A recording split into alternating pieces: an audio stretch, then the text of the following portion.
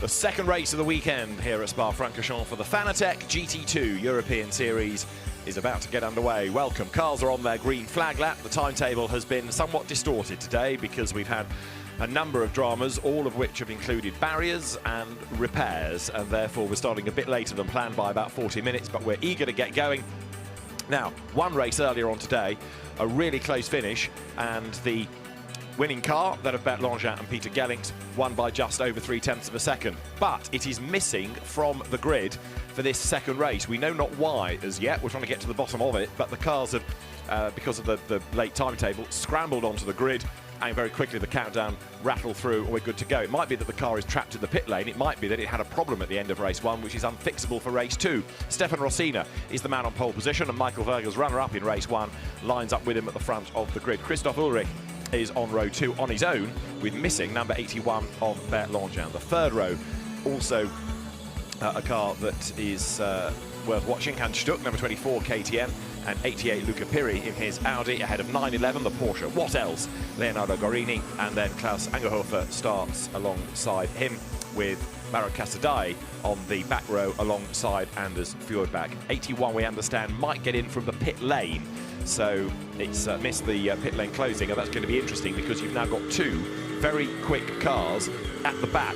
If indeed Bert Langin starts from the pits, he will be with Anders Fjordbach, who's taken 4 wins thus far this season and had an accident in the free practice session on yesterday morning. That therefore meant that the car ended up being unable to take part in qualifying, and so Anders Fjordbach will start this race from the back of the grid. So he'll be making his way through, and so also from the pit lane, he's going to be number 81, Bert Langin, in the winning car from earlier. So can Michael Vergers get away in the Porsche from the outside of the front row, or will Stefan Rossina be able to build a gap up front? Well, we'll find out shortly, because the cars now making their way around the final formation lap. They don't stop on the grid, of course. If the race director is happy, then he'll give the signal to get the race underway. The entry, I'm afraid, has lost a few over the weekend. For example, Michael Bleekemolen had a big accident. Yes, ex-Grand Prix racer Michael Bleekemolen in the earlier race, and a trip to hospital to make sure he was okay, the 71-year-old. So we've lost one of the Reiter Engineering KTMs, and we've also lost the Teichmann Racing KTM as well. Rupert Atzberger and Henrik Still's car, that was badly damaged on Saturday morning. So that's another one, sadly, that we have lost from proceedings. What we have got, though, should give us an entertaining race. It certainly did first time around. Part of that was due to a safety car period triggered by Michael Bleekemolen, but even so, expect some good racing in this. The concept, which is it's a new championship for this year, new category. There are lots of drivers dipping in and out, putting their toe in the water, seeing if they like it, and then deciding what the best car is, and maybe look at a full programme for next year. The KTMs are increasingly popular. They're very quick. They're cheaper than perhaps some of the other well-known brands like Lamborghini or Porsche or Audi, for example, but they are competitive in the right hands. But so too are the Porsches and are the Audis. Indeed, Audi has won every race thus far outright. Christoph Ulrich doing great things in his KTM in the AM class, and he only needs to outscore Hans Stuck and Chris Rosenberger by 5 points, and he's the AM champion provisionally. There's one more event to go after this, only one. That is at Paul Ricard, first weekend of October. So the cars here make the run down towards the bus stop, the chicane at the end of the lap. Stefan Rossina, the former Porsche Super Cup racer, is the man on pole position in the KTM. The Porsche of Michael Vergers is alongside. The second row, just the one car now, which is number 7 of Christoph Ulrich, with 81 starting from the pit lane, Bert Langin. The third row, Hans Stuck goes first alongside Luca Piri. The fourth row, Leonardo Guarini and Klaus Angerhofer. The fifth row, the grid, Mauro Casadei and Anders Fjordbach. The blue and white Audi at the back, the car to watch and see how long it takes to get through the field. It is a 50-minute race. It is go, and Michael Vergers in the Porsche then storms ahead, but he's on the outside line going up towards La Source for the first time. Stefan Rossina goes through on the inside line as Ulrich goes third in the KTM, and already starting to get up through the traffic is Anders Fjordbach. Bert Langin will join in now from the pit lane as Vergers makes his move. They plunge downhill and the Porsche goes offline. Big accident there in the GT4 French Championship race we've just had, but the barrier repaired and the track cleared, and the cars now pound uphill for the first time. Fjordbach has gained effectively 3 places already, 2 on the road, plus Bert Langin having to start from the pit lane, and he's obviously badly delayed because he's not on the tail of that queue. He's got to play catch-up. So Vergers it is who leads the way. The Dutch driver now coming up towards Les Combes for the first time. Then the KTM second, third and fourth, and the next Porsche fifth there in the early works colours, if you like. Leonardo Guarini at the wheel of it. It's another car from the LP Racing stable, and he's ahead of Patron. Luca Piri is next, and Piri's Audi is about to be monstered there by Anders Fjordbach for High Class Racing. The very fast Danish driver comes up to the inside line and makes his move, and he goes through on the inside there. Job done. So Anders Fjordbach working his way forward. They were affected by a change of tyre, a puncture in the earlier race that meant they had a second pit stop and lost time as a result of all of that. But now, as the cars blast their way downhill, assuming they can stay on the lead lap in this race and they don't have any delays through safety car periods, then Fjordbach and Mark Patterson, who will take over that car, have got to be looking good for a race win. Now, where in all of this is Bert Langevin? He's still not caught up to the queue, so the field now turning their way around the pith path, the right and the left, and Fjordbach there gets himself on the dirty line. You saw how suddenly the car broke away from him, and now the field accelerating onto Campus and then the Cours Paul Frère for the first time. So 50-minute race, pit window between 20 and 30, and of course there are the compensation times for being in the top 3 in the previous race. So that means that if the car starts, and we hope it has done, number 81 will get 10 seconds as the race winners, Langevin and Gellings.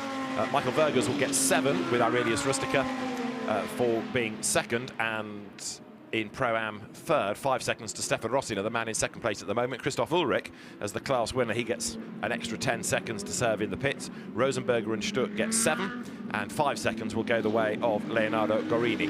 And there he is in the Porsche, Guarini coming up to the end of lap 1. Now there is Bert Langevin, so he has joined in, but a long, long way back. Of course, it was that very slow exit from the pit lane that did for him in part as well. So he needs a safety car to bring him back into the mix. And Fjordbach at the end of lap 1 is up into 5th place then. Michael Verger's view that was as he headed down the hill. Looks really narrow, that section of the circuit, with the barriers on either side. Bits of Spa, of course, are wide, bits of it very narrow, and over the years that section of Eau Rouge and Radion has been re-profiled. And Michael Verger's now with a clear road ahead. He's yet to win in this car. Second earlier on in the day, the best result that he and Aurelius Rustica have had this season. And now as the cars make the run up into Les Combes once more, Verger's starting to edge away from Stefan Rossiner in second place. Christoph Ulrich runs third. And there, Anders Fjordbach. Mark Patterson, the co-driver to do the second stint, comes now up from Les Combes down towards Bruxelles.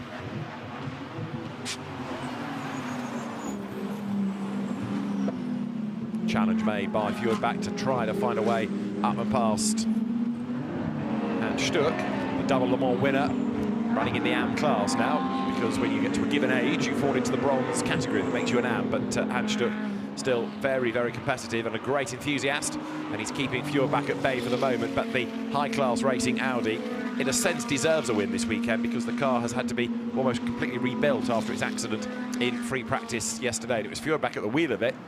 So that was in the first of the free practice sessions in the wet conditions. There he goes through on the inside, gets himself up past the KTM, goes right, goes left, out of the pith path, and then the next target for him just up the road is Christoph Ulrich.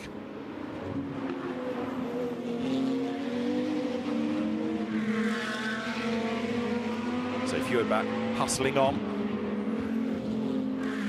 Turns now up through the fast right out of Paul Frère on towards Blanchimont. And the speed building all the time here. Now ahead of him is Christoph Ulrich, who runs as an AM, and he's a soloist as well this weekend. He does, on most occasions, drive with a co-driver. He's had a variety of them this year, but Christoph Ulrich, who's raced in the Michelin Le Mans Cup, he's raced in the GT Sports Club with SRO, he's raced in the European Le Mans Series in a GTE spec Ferrari, very experienced, quick Swiss driver, and there he is, coming out now, up towards the timing line, and he's got Fjordbach right there behind him. From behind, make that alongside almost now, down towards La Source. Fjordbach lines him up. Christoph Ulrich gives him racing room on the outside line. In a way, he doesn't need to fight him here, because he's fighting in his own battle in class for points against the white KTM there further behind him. But as Anders Fjordbach tries to go through, he makes that move heading downhill.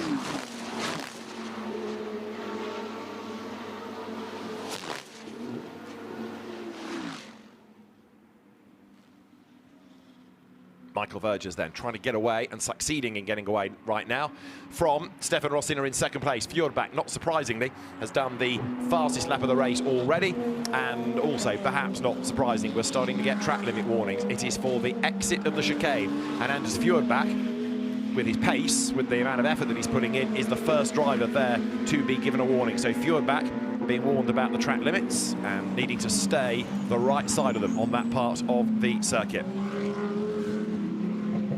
So Fjordbach ahead of Ulrich now, and the next target for him is going to be Stefan Rossiner. Fjordbach should not have a problem in catching it, but it might take a few laps. He will be quicker, and we also now have reports that there's a bit of rain falling over at turn 9, and turn 9 that just come through, in fact, Speaker's Corner. So this section of the circuit, we understand, is getting just a little bit damp. It has been declared a wet race. We had a sprinkling of rain in the previous French GT Championship race as well. Didn't come to much, but again, the Spa weather, notoriously fickle, is making its presence felt here. Vergers leading by over a second at the moment.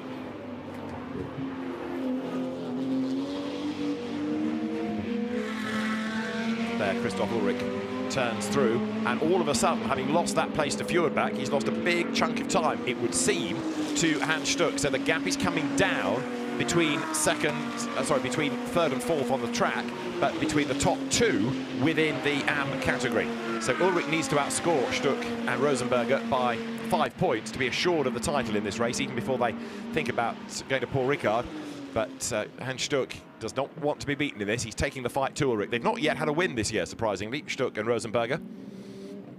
Chris Rosenberger has got faster and faster and faster. Rosenberger, who came from rallying, both in things like Minis and also historic Porsches, goes over the timing line, then in the white KTM, Hans Stuck, and has dropped back a little bit from Christoph Ulrich now. So they were briefly together, now the gap has widened, and there is Ulrich making his run out of La Source. One car that's being a bit disappointing in this race is Leonardo Guarini and his Porsche, which has been really quick all weekend, and now when we need it to deliver in the final race, it is not doing so. He was 5th in race 1, but Leonardo Guarini seems to be just struggling for pace at the moment. It's there up the hill, climbs number 7. That's Christoph Ulrich going through. So the cars blast into Les Combes, and they're the wiper on look for the second-placed Stefan Rossiner KTM. That's Fjordbach hustling on. He's done the fastest lap of the race, no surprise at all in that.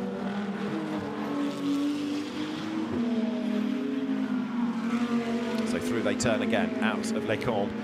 But Michael Vergers, it is, in the lead in Aurelius Rustica's Porsche. He came oh so close to a win earlier on in the day. Now, Bert Langin is still having to play catch-up, and he is only now coming over the timing line as the race leaders are, as you can see, heading towards Pau. The last car, other than Langin, is currently heading down to Bruxelles, and at La Source is Langin. So he is something like 49 seconds plus, because of tenths, behind the car that he's chasing. So not only did he start from the pit lane, it was a very late start from the pit lane, for whatever reason for Bert Langin, but he is now doing his best to play catch-up, but he needs to have a safety car, really, to bring him back into the mix. He is quicker than his teammate, his co-driver, Peter Gellings, so all the hard yards for that team have to be done by Langin, and he's been given a real mountain to climb here, no question about it. As Fjordbach now, he's almost on the back of Rossiner for second place, so the KTM being caught by the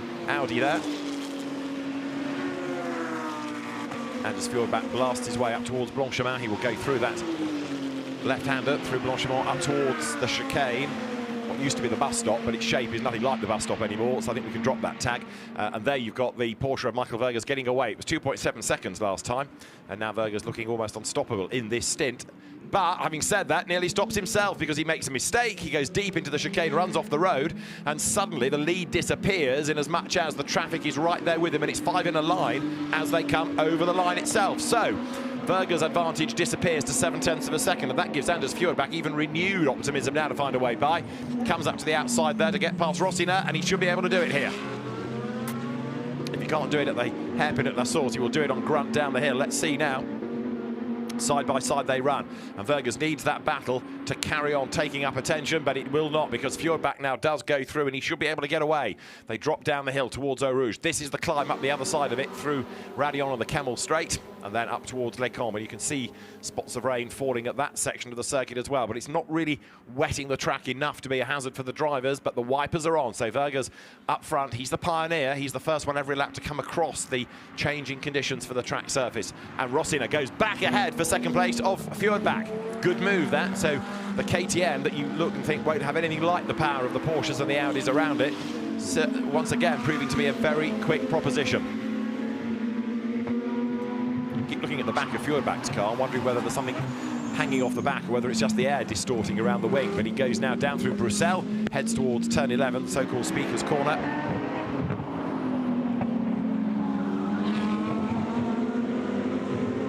Fjordbach way up the curb, so having got himself through into second place, he's got to do it all over again. Also being warned about track limits, Hans Stuck.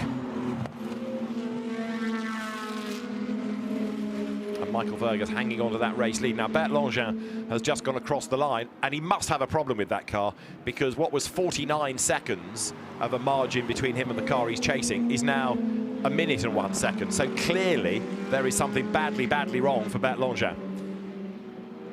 He was losing pace at the end of race 1, which did make me wonder whether there was a problem, and to be missing from the grid and to have no pace whatsoever. His best lap is currently a 2 minutes 44. The best of anybody is a 2:27. So there's clearly something wrong with 81 Audi. And if it gets as far as the mandatory pit stops, it may not go back out again. But it's a big mystery as to exactly what's happened to that car, having been the winning car from earlier on in the day. Now the KTMs, which for second of the KTM battle, got themselves together earlier on for the AM class lead. They've done it again because Stuckey is caught up to Ulrich. Here they come down towards the chicane. This is where Verger's got it wrong a lap ago, being much more careful this time through. And the pit window will be opening, of course, at the end of the first 20 minutes of the race, as there with a touch of understeer. Ulrich fights the car out of the chicane, comes up towards the timing line now, goes through. Stefan Rossiner behind him in second spot. And Anders Fjordbach third. Well, he's been second, he's been third, and he's still third. So he's trying to attack once more. Really treacherous for the drivers, in as much as you think the rain's not coming to anything, and then all of a sudden there's a few more spots, and the track surface has just sheened up a little bit. It's bad down at the bottom of the hill, and that black cloud over that section of the circuit looks really threatening. Whereas, looking over the pit straight, there's blue sky. Typical Spa, can't trust the weather at all. Here, looks great, doesn't it? Sun shining, the trees are there, and up the hill pounds. Michael Verger's in the lead. Quick flick of the wipers to make sure the screen is clear as he approaches Les Combes, drops it down a couple of gears, and then turns into the right, then the left, and the right again that brings him out the other side.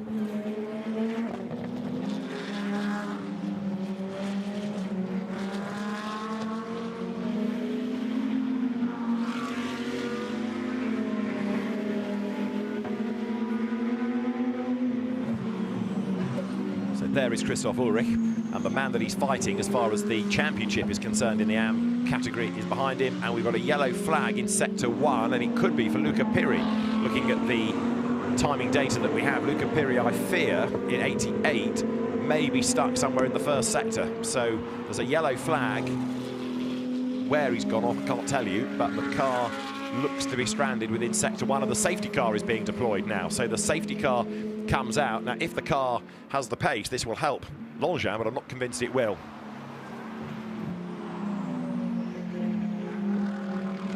Langin is still going, but with a problem.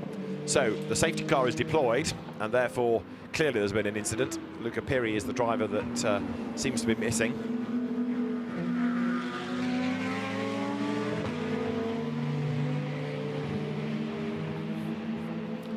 And Michael Verger slows the pace. This is good for Fjordbach, not so good for Verg, and not so good either for Christoph Ulrich, because Hans Stuck will catch up to him. That said, Stuckey is quicker than his co-driver, and so when we go back racing again, Ulrich should be able to get away from the second driver in Stuck's car, Chris Rosenberger. Luca Piri, we understand, is out of the car, but he's hit the barrier, and that's the car that he shares with Stefan Rattel. So it's the first retirement that car has had all season. It's been a consistent podium finisher with 3 second places, but not, I'm afraid, finishing here. So safety car deployed. The field coming up out of the chicane to the line again.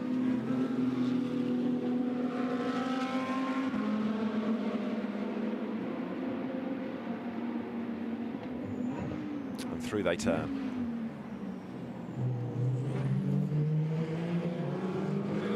There's the safety car, ready to collect. And so Michael Fergus is making his way down the hill, then behind the safety car, and the yellow flags within this first sector. Might be able to get a hint of what's happened. If we look left and right coming down the hill, Michael Fergus comes through Eau Rouge, drops it down the gear. There are tyre marks to the left. Still can't find a car. The climb uphill.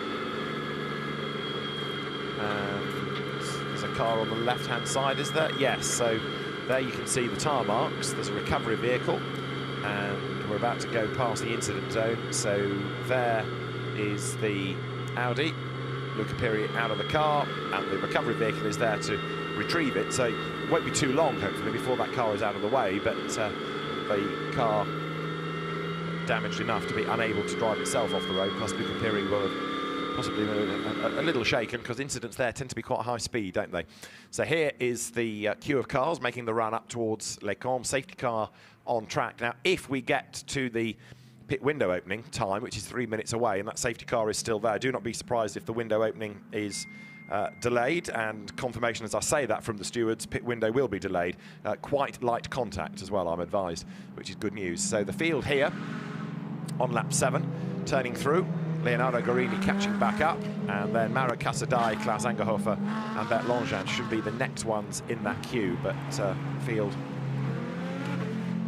go by. Now we've lost Mauro Casadei, have we? No, he's just gone. Yes, we have lost Mauro Casadei. What's happened to him? Bert Langevin has gained a place, but unless there is a glitch in the timing system, Mauro Casadei also seems to have stopped somewhere in number 32 Lamborghini. That is in the middle sector, which they are about to enter themselves now. So somewhere in the middle sector we have lost number 32. And now he gets as far as the pit lane. Right, so Mauro Casadei with a problem crawls into the pit lane. I don't think he was involved necessarily in the Luca Piri incident, but anyway, 32 Mauro Casadei there, squeaked his way into the pit lane. And up on the jacks it goes, but there's no massive urgency about all of this. Mauro Casadei is a inveterate GT racer, and it's good to have him back, but there's concern at the rear of the car there, so Mauro Casadei falling down the order. He is in danger of losing a lap. Now there is the winning car from race 1, this mysteriously slow pace that Bert Langevin has been offering. The car is still circulating, so there are points to gain by staying out, but does that sound right? Clearly something's not right with it, because it has made no progress whatsoever, but now that it's closing a little bit onto the traffic, maybe there's an opportunity on the restart. And as Feuerbach's Audi there going through. So the cars would have a minute and a bit before the pit window. That's been extended or delayed later into the race, as I mentioned. And as Michael Fergus comes through, he's the man in charge at the moment.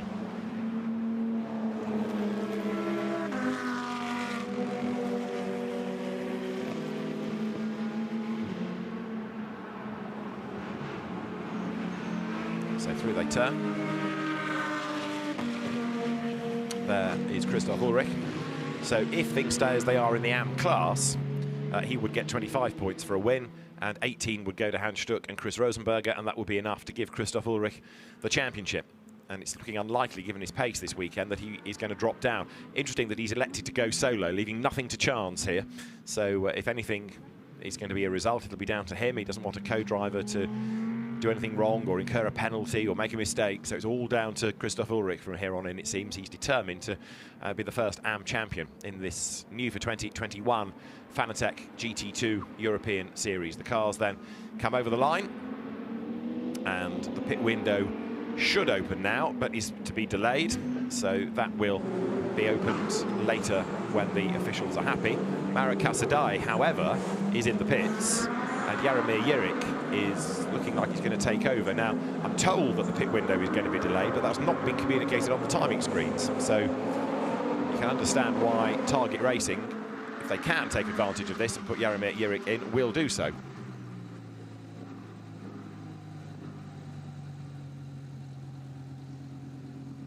The engine briefly burbles away and then is switched off again. But the Target Racing engineers certainly not happy about something.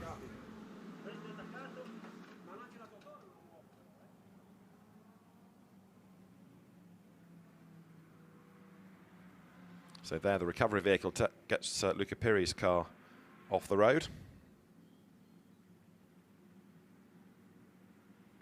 And the safety car, still with the lights are flashing, makes the run up now towards Les Cons. With the road clear, its pace can quicken, and he's going to be in this time, we understand. So the safety car will be in this time.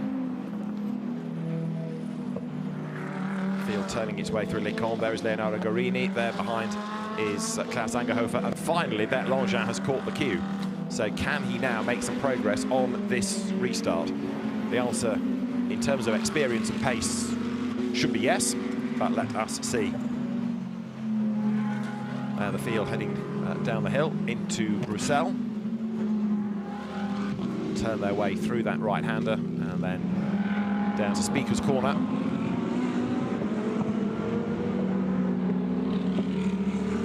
Turn 9, and then heading down through into the long looping left of Pouin down at the foot of the hill.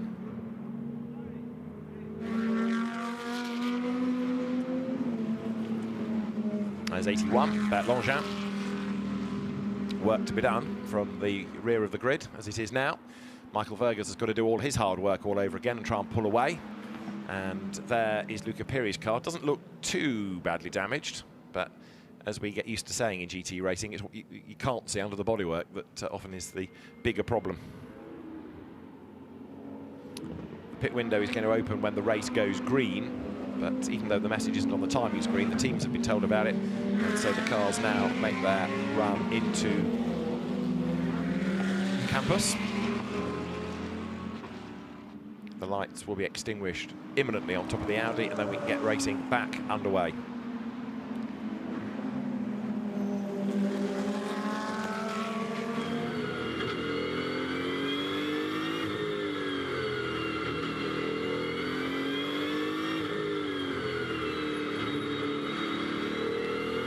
Michael Vergers' view then as he gets ready to go.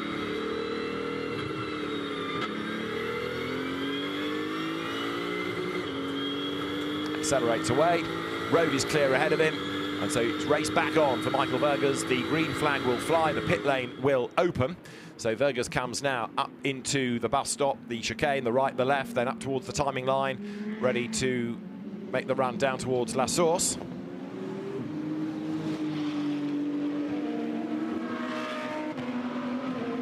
Through they turn, up towards the hairpin. So, Vergers it is who leads the pack, and Anders Fjordbach is going to try and make some progress. And look, Langin's car clearly ain't right, because instead of staying with the pack, he drops chunks of time. It's as though the car is down on power, almost in limp home mode. So Langin's travails continue. He is still circulating, and because of Luca Piri's demise, he's gained a place in class, but clearly that car is not right.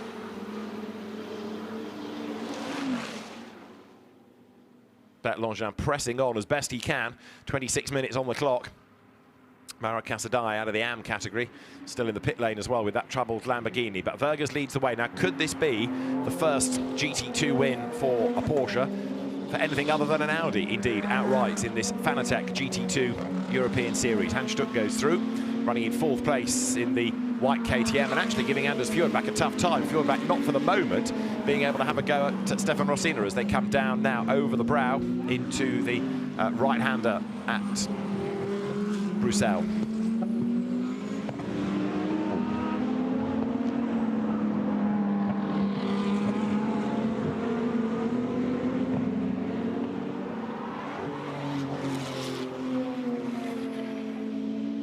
Another challenge made, and Stuck goes through on the inside. So curious now that Fjordbach is struggling, because having carved his way through from the back of the grid, his Audi now not seeming to have the pace either. He's not stayed with Rossina, and he's fallen back behind Hans Stuck. So there is Vergers, the leader. Rossina is in 2nd place, and then the big gap that has opened up. Third now is Stuck, fourth is Fjordbach, fifth is Ulrich, so Hans Stuck absolutely on a mission. He's put himself into the lead of the class and therefore for the moment denies Christoph Ulrich any opportunity to win the championship, but that might swing back his way given the relative pace of Chris Rosenberger to Christoph Ulrich for that second stint. They make the run now up towards the chicane once more, and look, Ulrich now has a go at Fjordbach. It's as though his Audi's got Langevin disease because it's going out slowly and losing place after place after place. What is going on with the Audis all of a sudden? Leonardo Guarini right up there as well, and Fjordbach's just got nothing in response, has he? The KTMs have caught and passed and pulled away, and now Guarini comes up on the outside line to make his move. There's all that real estate, and the Audi just does not have the pace, and Fjordbach, with the window open, goes for the pit lane, but very, very strange that neither of the surviving Audis have got anything like proper speed anymore. So down through La Source turn the leaders. Michael Vergers has done the fastest lap of the race, and all of a sudden things are looking really good for that Porsche because the Audis are clearly in strife. Bert Langevin has just done his fastest lap, but it was 2 minutes and 40. Vergers has done a 2:27 as the outright best lap on that last lap through. And in comes Fjordbach, clearly with a problem. So the team goes to work. Might be able to do something on this pit stop other than just put Mark Patterson into the car. Anders is normally quicker than Mark, so let's see what happens in this next stint as Ulrich comes back at Stuck. The gap between those two, 1.6 seconds as they made the climb up the hill on this lap. There is Ulrich turning his way out of Les Combes, and Stuck ahead of him. And this Fanatec GT2 European Series, new for this year, has delivered some good lively racing all the way across the season. Right, Mark Patterson is installed in the car, but high-class racing with an Audi that lost 2 places on the restart. One questions whether it's 100%, but again, it's a case of get it back into the race and try and salvage some points after all the hard work from the team, rebuilding it, ready to race this weekend. The squad certainly deserves a good result. Door shuts, Mark Patterson is behind the wheel of it, and the 83 seconds, the mandatory time there, will be served. That car, because it wasn't in the top 3 in the Audi race, doesn't have to serve any extra time, whereas this car does. Bert Langevin's Audi that Peter Grellings will take over, but not only is it the slowest at the moment, it's also got an extra 10 seconds to serve in the pits. So also, don't forget, does Christoph Ulrich as the AM winner from earlier on in the day. 22 minutes and counting now. Stefan Rossin are still pressing on in the sectors, getting faster and faster and faster.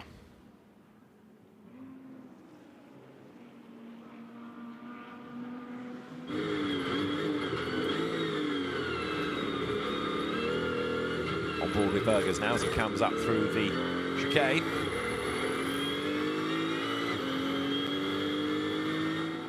Makes the run over the line, and Stefan Rossin are in second place, 1.3 seconds. Now, these two, quicker than their co-drivers, will stay out for as long as possible. Normally, you'd expect Fjordbach to be doing that, but if there was a problem, he needed to get in and try and get that sorted out. Sadie Samani will take over the second place KTM. There it is, and now the order starting to shuffle with Ulrich back ahead of Stuck for third place then. So Christoph Ulrich back into the lead of the AM class after his little aberration. And Klaus Angerhofer fifth, with Leonardo Guarini now into the pit lane in number 911. So Guarini is in. And this is the lead fight then in the evening sunshine here at Spa-Francorchamps. Michael Vergers, it is in the lead of the race. There is Leonardo Guarini in the surviving LP Racing entry. Screen being cleared, and then he can be dispatched back into the race.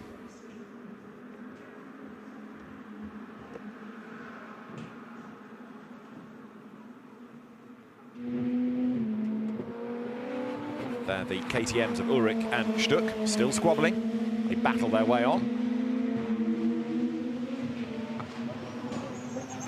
And a big squeal of tyres as Ulrich locks up a little bit for Bruxelles there. Scrabbles into the corner, but he's gone way out wide, look. Gets on the really dirty line. He saw all the dust under the car float back onto the racetrack. But Christoph Ulrich got away with that, but he's brought Hans Stuck right back onto his tail then as they drop downhill here. So Stuck all over Ulrich. And Hans has a look to the inside line, thinks about it, couldn't make a way through.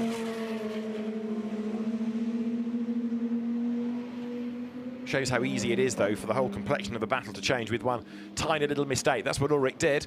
Locked it up at Bruxelles, scrabbled deep into the corner, survived it, but cost himself a couple of lengths, and now although he's responding, he's regrouping and he's pulling away from Hanstuck.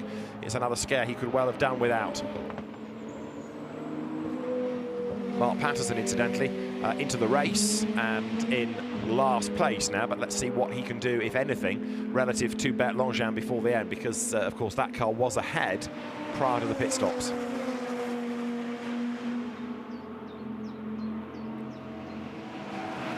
So through goes Ulrich. Hanstuck just falling away a little bit on this lap. These two KTMs make the run together, up now into the right and the left of the chicane. The Sportec car hangs onto the place. So there's Christoph Ulrich, and does he pit this time? Yes, he does, to get the stop out of the way. He will stay behind the wheel, but he will potentially lose the lead in the class then. He's got to sit there for an extra 10 seconds. And also Hanstuck's car will have to sit there for 7. So in will also come Verger's look. Michael Verger's the race leader in. Aurelius Rustica will take over that car. Mark Patterson and Anders Fjordbach coming into this race with an 11-point advantage only over Peter Gellix and Bert Langevin. There you see the bodywork opening up on the KTM. Drinks bottle for Christoph Ulrich. Michael Vergers and Aurelius Rustica 40 points back in the overall battle for Pro-Am point honours. So as the brake fire is evident there on the KTM, that soon disappears. Bodywork is closed again. Oh, brake fire back. So does the team need to worry about this? Let's see. It sits in the pit lane. The flames lick around the brakes. It shows how much abuse the brakes do get. Christoph Ulrich would need to be careful on his outlap if that's becoming a big problem with the brakes. He might not have many left by the end of his stint. And a change for the lead, because there, look, Sedi Samainen gets out ahead of Aurelius Rustica.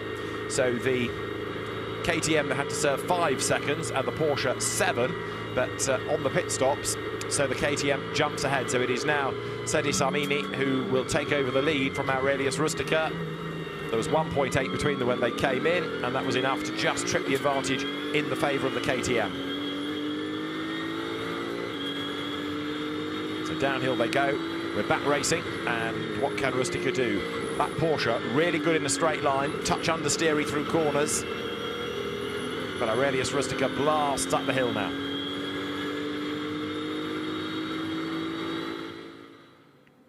So Sedi Samainen it is who leads the pack, but is he going to fall prey to that Porsche? He's raced in the 24-hour series. He's been another of these loyal KTM racers in the crossbow battle, but as he goes into Les Combes, he's got Rustica right there behind him and looking to find a way back through. And then Chris Rosenberger is now in 3rd place, ahead of Leonardo Gorini. And where in all of this is Christoph Ulrich? There he is in the background, having served that longer pit stop. So they turn their way through. Now currently on lap 12 of the race. The pit window is now closed, and we've got just over 16 minutes of this race still to run. Chris Rosenberger versus Leonardo Gorini here, not only on track, but also for position within the AM class.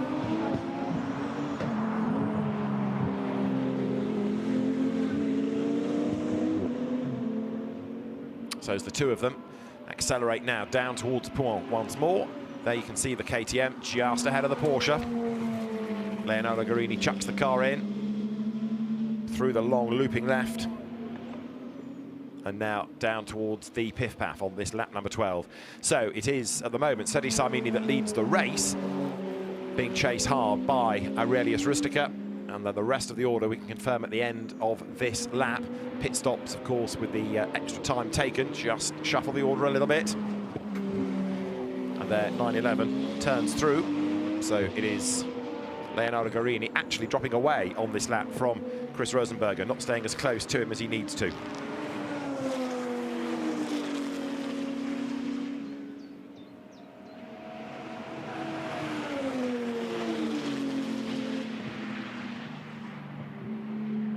Porsche in those colours does look the business, and Leonardo Gorini, first time out in the championship, has certainly been an asset, certainly been a big hit. He's been quick.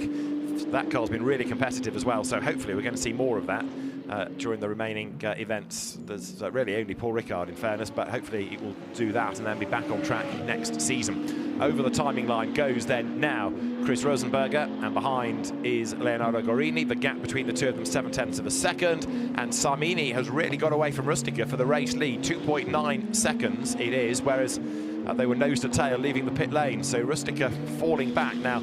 It might be that it takes him a lap or two to get up to speed. Gorini in the car for the duration is well and truly up to speed now, and he's giving Rosenberger a tough time of it.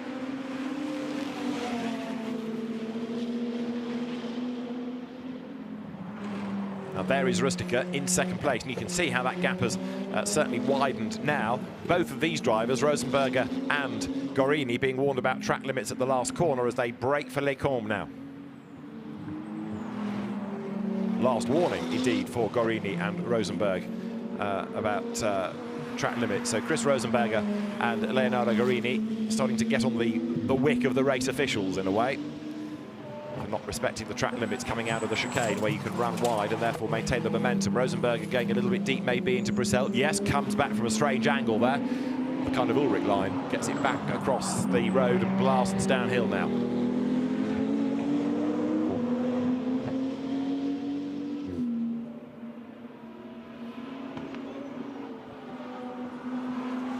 There is Christoph Ulrich. He is, of course, behind those two after his delay in the pits. So at the moment, that means that with Chris Rosenberger and Hans Stuck outscoring him, he's not going to be the AM champ, but he's closing on Gorini, and if he can clear him, he will have time left in the race to have a go for the category lead against Chris Rosenberger. So Ulrich could yet be a winner, but he's going to have to work hard here.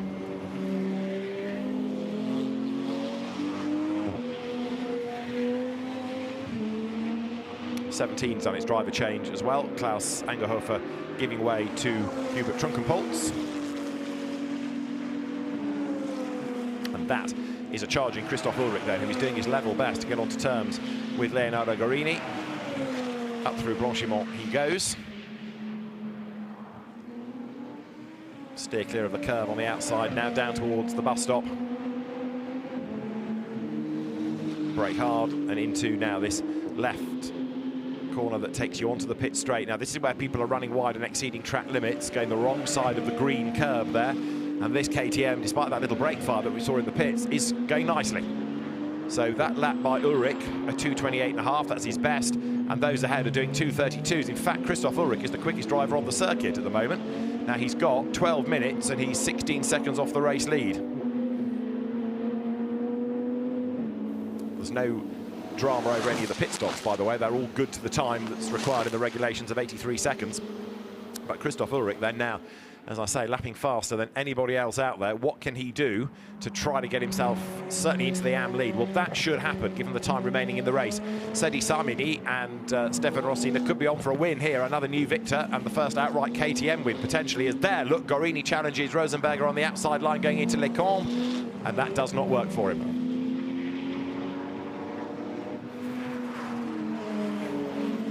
They swoop through.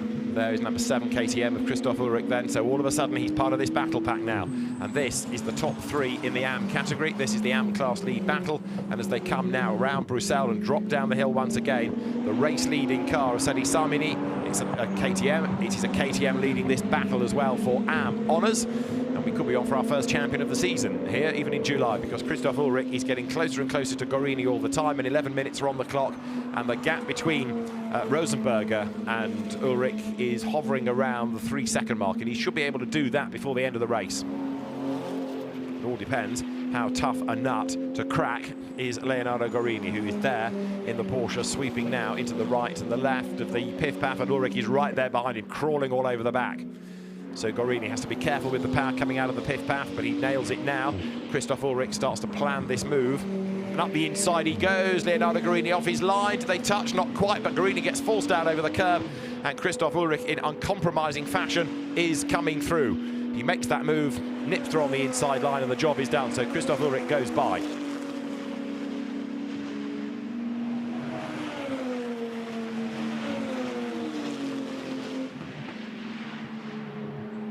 The race leaders currently then are on lap number 14. The clock says 10 minutes to go, and Christoph Ulrich is into second in the AM class and is closing hand over fist on Chris Rosenberger. If he gets ahead, he'll be able to outscore him by 7 points, and that will be enough to claim the championship. There are 25 on offer for a win, so 50 points available at Paul Ricard, and he's already 46 ahead coming into this race. So AM race honours, AM championship honours at stake here as Christoph Ulrich starts to apply yet more pressure to the less experienced Chris Rosenberger, the former rally driver. He comes now past the old pits, the endurance pits. Lots of curb being taken there. The lead gap, by the way, between Sedi Samini and Aurelius Rustiger up to 6.5 seconds now. Samini has recovered well, in fact, in this championship after quite a large accident at Hockenheim in the second event, and he and Stefan Rossiner have got better and better as a partnership over the course of the season. So as they turn now through Les Combes, here comes Ulrich for his class lead, and he's done it, so through he goes. Christoph Ulrich leads the AM class in the race and is now on target to win the championship with 2 races to spare. Christoph Ulrich then goes ahead of the Chris Rosenberger Hans Stuck KTM, and champion-elect in the AM class with 8 minutes and 3/4 on the clock. Christoph Ulrich comes now down to Bruxelles. He's been the standout KTM driver really this season, but he's not going to get an overall race win seemingly. The one that will go KTM's way is set at the moment for Sedi Samini and Stefan Rossiner.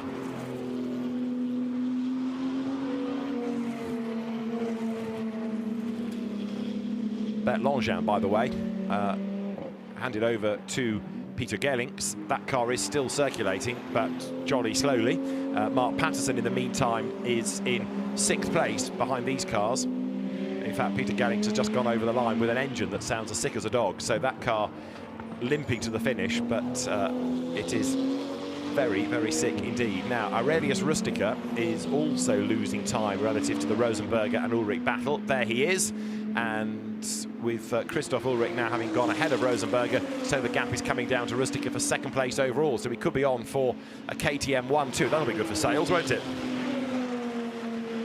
7.5 minutes or so on the clock. There, Ulrich comes out of Blanchimont, and the move should be on here as the cars now make this run yet again onto the approach to the chicane. And there, Rustiger goes deep up the curb. Ulrich thinks about taking advantage of that. Wasn't entirely sure, I don't think, where that KTM was going to land, but in the end, they come over the timing line, still with Sedi Samini as the race leader, Aurelius Rustiger 2nd, Christoph Ulrich 7/10 of a second back in 3rd place, Chris Rosenberger is 4th, and 5th is Leonardo Gorini.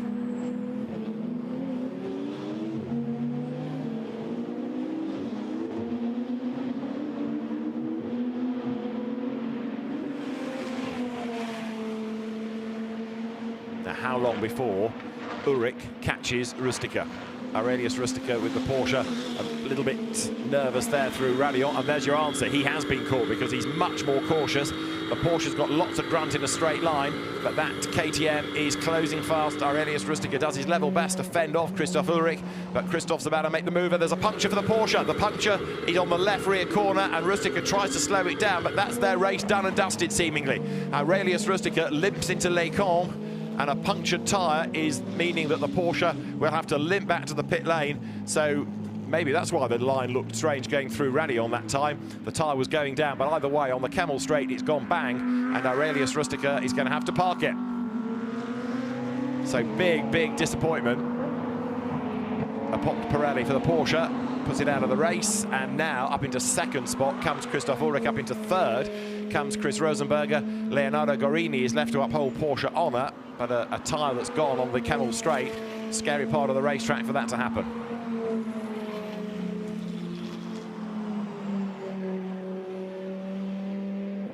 So the yellow flags then out in that sector while the Porsche is retrieved. And there is Ulrich up into 2nd spot. Now let's have another look. The car comes up the straight, and there it is. As he brakes for the corner, it goes bang. And Aurelius Rustiger does a good job of controlling it, getting off the line, but the tyre off the rim. And so the Porsche is a retirement up at Les Combes. So Aurelius Rustiger parked by the side of the road. Has the wheel rim distorted as well, though? It's hard to see from that angle, but it just looked as though maybe that left rear wheel was also slightly disfigured. As down towards the bus stop comes the race leader and soon-to-be first-time winner, Seti Samini. This car now is, what, 8.6 seconds clear of Christoph Ulrich. Pro-Am leads Am, but KTM's 1 and 2, the true racing car ahead of the Sportec entry. And there, Seti Samini looking for a maiden victory in the championship, goes up towards La Source. Turns through the corner, now onto the power, down the hill he drops. And the KTMs will get at least one more lap out of this. What are we on at the moment? 2.5 minutes, so possibly just one more at the end of this. So Samini to Ulrich, 4 seconds, 2 laps to go, and over 4 seconds quicker last time through was Christoph Ulrich. He might yet be on for an outright win the way that he's going. Perfect way to win your championship. So Christoph Ulrich there is catching. It was 4.055 seconds over the line. In the first sector, Christoph Ulrich is nearly a full second faster. So he's having a red-hot go for this, isn't he? He's absolutely determined that this is going to be a race that he can win and should win and will win out of Les Combes.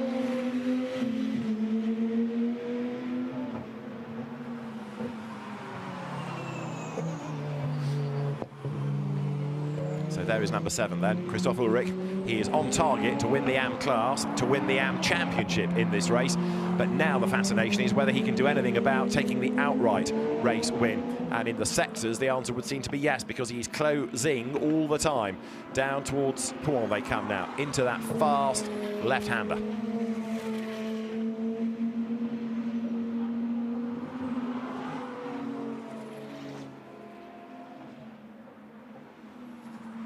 The pith path, the right and the left. So Ulrich then inching up onto the tail. They're about to get to the end of the middle sector, which will again be an indicator of whether Ulrich is closing sufficiently to be able to attack. We'll break the beam in a moment as they get through the campus and then Paul Frere corners. So Christoph Ulrich, who has been really, really good in this race, comes now through the right-hander of Paul Frere and up towards the end of the timing sector, and he's taken 2 seconds out in that sector alone. So yes, Christoph Ulrich is going to catch, and we are going to start the last lap this time as well. It's going to be the last lap this time. Leonardo Guarini has been given a penalty for exceeding track limits, and a red flag is being shown. A red flag is being shown, so the race is being stopped with 2.5 minutes to go, and that's a real shame for Christoph Ulrich, because he's not now going to be able to catch, but it's a sudden red flag, so something has happened somewhere out on the circuit, clearly, and the race is stopped. I'll say it won't be restarted. It could be resumed because it's a suspension, but the cars are going to stop on the line, are they?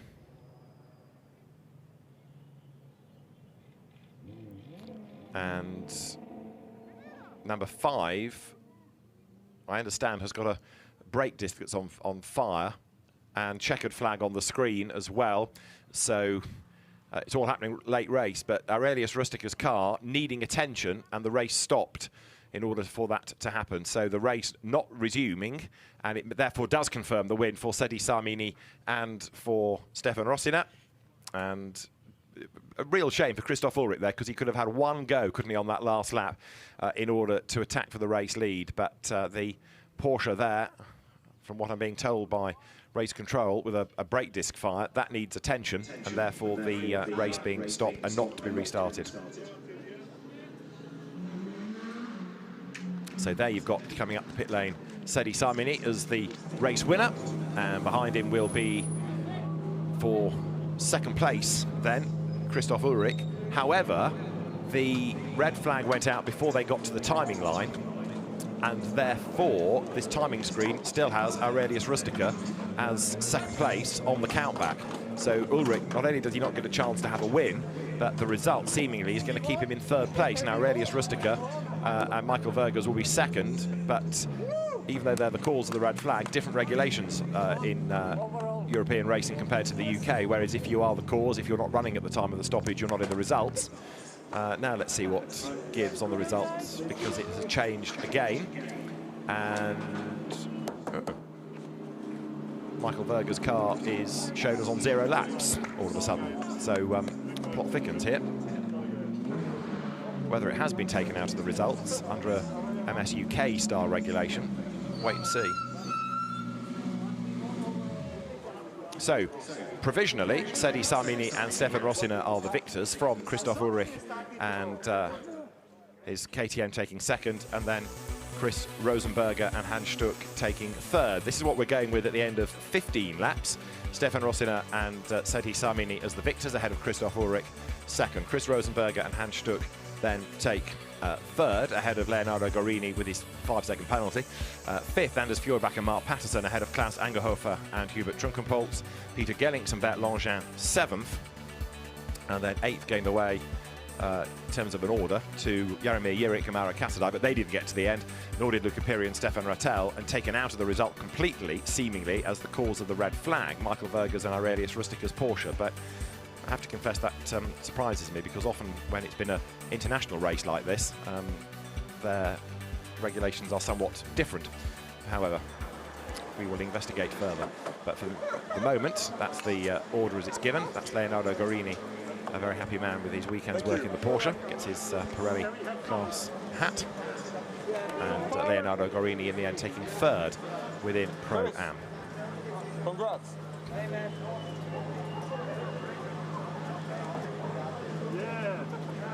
So the drivers will make their way to the podium as we have a look at the highlights of that race, which began with the battle going on between the KTM and the Porsche into the first corner. Side by side they ran, with Christoph Ulrich looking for a way by, but it was Michael Vergers who was the braver over Stefan Rossiner, and he put himself into the lead.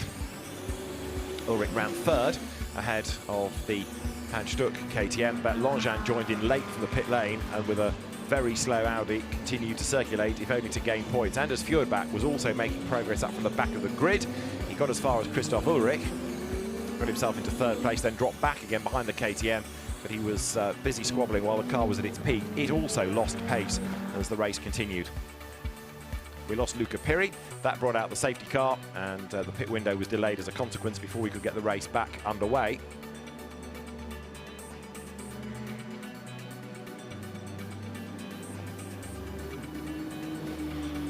Cars stormed their way over the line, we were back up and running, and Christoph Ulrich trying to secure his class win in the race and in the championship.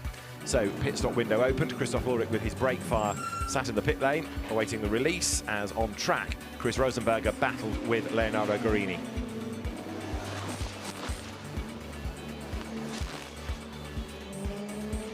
As the cars climbed the hill, Aurelius Rustica falling away from Sedi Samini in the lead of the race, and Christoph Ulrich picking his way up through the traffic, getting himself now to third overall.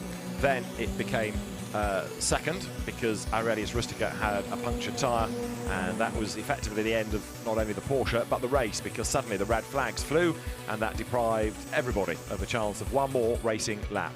So Sedi Samini and Stefan Rossiner took the race win, with in second place Christoph Ulrich, and a first-time victory for Sedi Samini, and a very happy Stefan Rossiner here at Spa-Francorchamps in race 2 for the Fanatec GT2 European Series.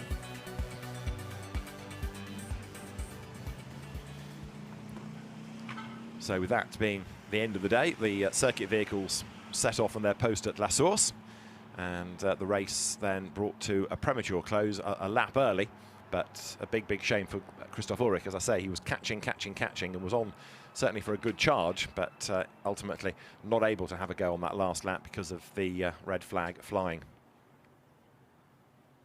So the drivers will make their way shortly up to the podium, and when they get there, it will be no doubt a delighted KTM combo of Sedi Samini and Christoph Ulrich as the victors.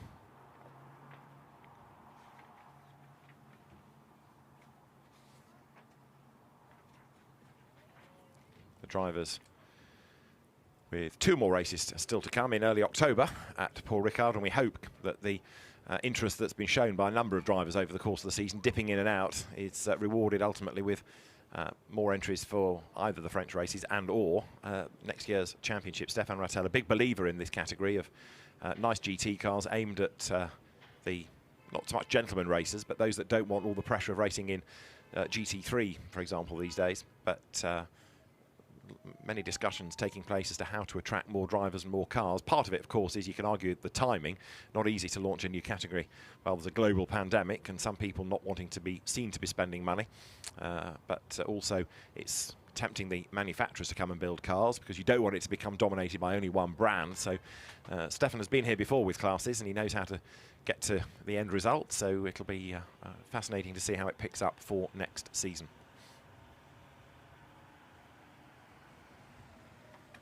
So 2 podiums, the Pro-Ams and the Ams, and a new champion as well in the Ams with Christoph Ulrich then provisionally having done enough now to take that Am title away from Chris Rosenberger and Hans Stuck.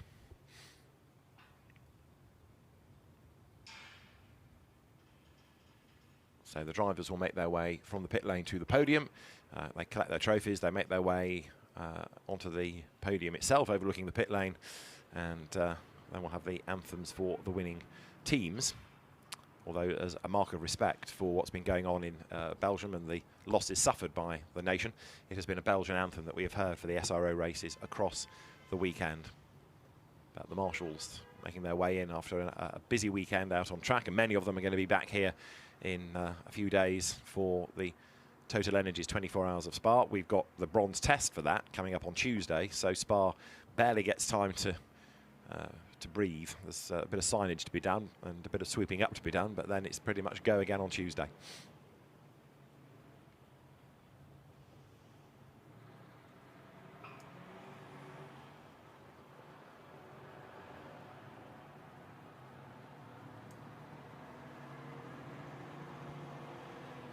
Next stop, Paul Ricard.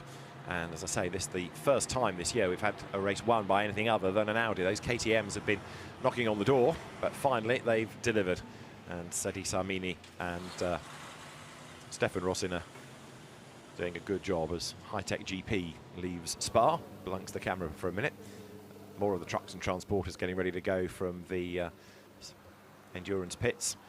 So many teams decamp. 1 or 2 are staying because they're doing activity here next week. We've got European GT4 and the GT World Challenge Europe, of course, but the teams that can are out of here, and the drivers are making their way now to that podium. So, out come the drivers, and Chris Rosenberger and Hans Stuck take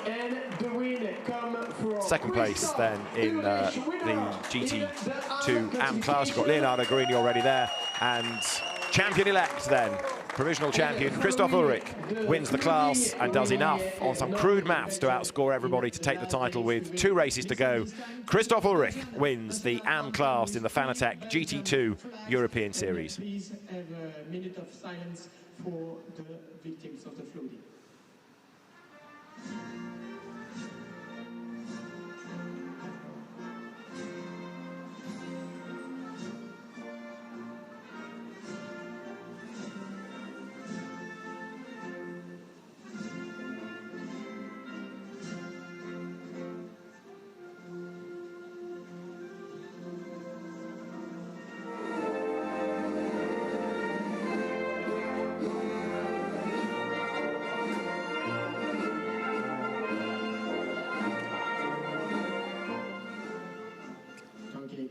So Christoph Ulrich takes a 5th win and a championship to boot. Excellent job done by Christoph Ulrich. The drivers now step forward for photographs. And then Hans Stuck, Chris Rosenberger, the vanquished. In the middle you've got there Christoph Ulrich, the champion, and Leonardo Guarini, first weekend in the championship, and his Porsche taking good pace and taking 3rd in race 2 here. Well done to our AM class drivers. In a few minutes, just first of all, we'll finish the picture for the AM podium. Congratulations once again to Christoph Ulrich. So Christoph Ulrich makes his way off the podium as the AM winner, the AM champion. And now we turn our attention to the Pro-Ams, where stepping forward for 3rd place should be Peter Gellings and Bert Langevin. Despite the pace such as it was of that car not really wanting to join in, they did enough. They did the right thing by circulating and taking 3rd in class.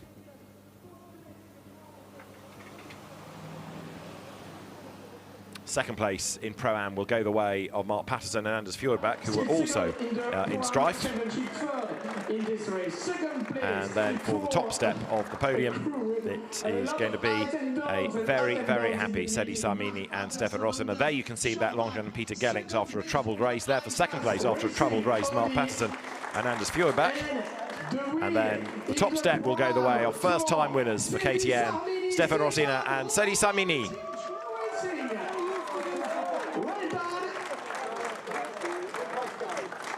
Congratulations, the Austrian team.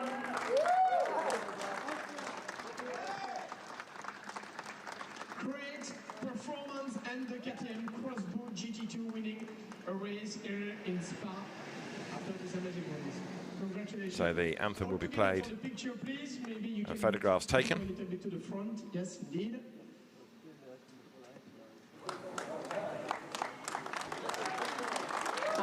Lots of applause from the teams in the pit lane, and Sedi Samini then with Stefan Rossiner victorious at the end of the second Fanatec GT2 European Series race. Well done to our winning drivers. Then we'll see the championship in action at Paul Ricard on the first weekend of October. For now, from Spa, it's goodbye.